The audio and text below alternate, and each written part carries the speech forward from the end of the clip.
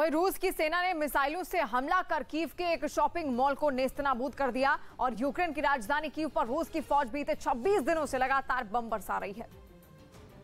और इस बार उसके बमों ने कीव के एक शॉपिंग मॉल को निशाना बनाया। इस हमले का वीडियो मॉल में लगे सीसीटीवी कैमरे में रिकॉर्ड हो गया, जिसमें रूसी बमबारी से पहले वहां देर तक सन्नाटा पसरा दिखाई दिया, लेकिन थोड़ी देर बाद ही वहां पर जोरदार धमाका हुआ।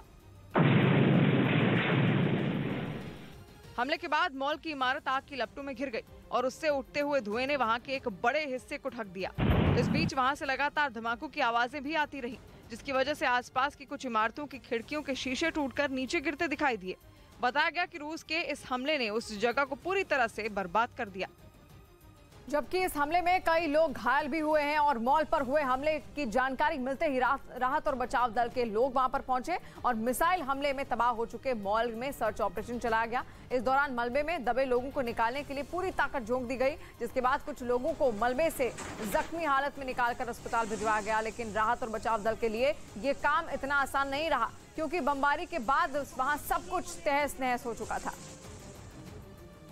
यूक्रेन पर कब्जे की कोशिश के बीच रूसी राष्ट्रपति व्लादिमीर पुतिन ने अपनी हत्या की आशंका को देखते हुए पर्सनल स्टाफ को हटा दिया। खबर है कि वो पिछले महीने ही अपने स्टाफ में शामिल 1000 लोगों को बदल चुके हैं और कहा जा रहा है कि ऐसा उन्होंने इसलिए किया क्योंकि पुतिन को शक था कि उनके पर्सनल स्टाफ का कोई शख्स ही जहर देकर उनकी हत्या ना कर दे। ये बातें तब से उठने लगी जब कुछ रोज पहले ही अमेरिका के एक सांसद ने यूक्रेन पर रूस के हमले को रोकने के लिए व्लादिमीर पुतिन की हत्या को ही एक लौता उपाय बताया था। रिपब्लिकन पार्टी के सेनेटर लिंडसे ग्रैहम ने ट्विटर के जरिए कहा था कि रूस के ही लोग इस जंग को रोक सकते हैं, जिसके लिए उन्हें अपने राष्ट्रपति को मारना होगा। There will be forces emerge inside of Russia to end this.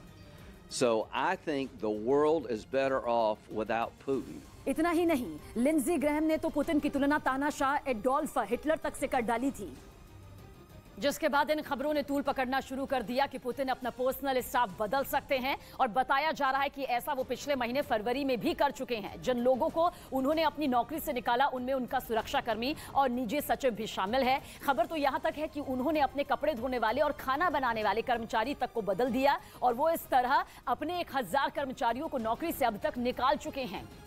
और यूक्रेन में जिस तरह कीव के लड़ाके अपने शहर की हिफाजत कर रहे हैं, उसे देखते हुए लगता है कि रूस कीव को कभी भी जीत नहीं पाएगा।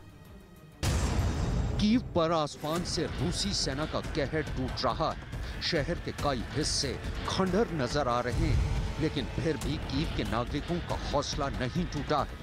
आसमान से बरसते रूसी बारूद के बीच भी कीव के नागरिकों ने अपनी जान की परवाह न करते हुए कीव के सेंट्रल स्क्वायर में 1.5 लाख लिली के फूलों से यूक्रेन के राष्ट्रीय चिन्ह को बनाया।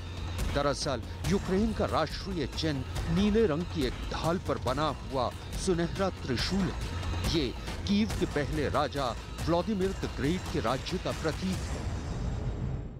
Герб Украины из 1,5 миллиона тюльпанов.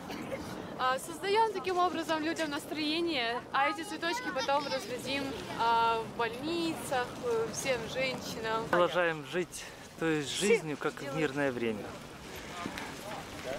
Дети и внуки должны радоваться приходу весны,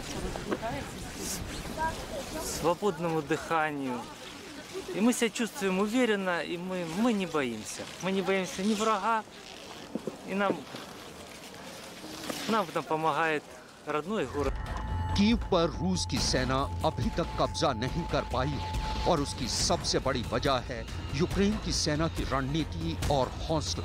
कीव की हिफाजत कर रहे यूक्रेनी सैनिकों का कहना है कि दुश्मन लगातार कीव पर जबरदस्त हमले कर रहा है, लेकिन उसे मुंह तोड़ जवाब दिया जा रहा है।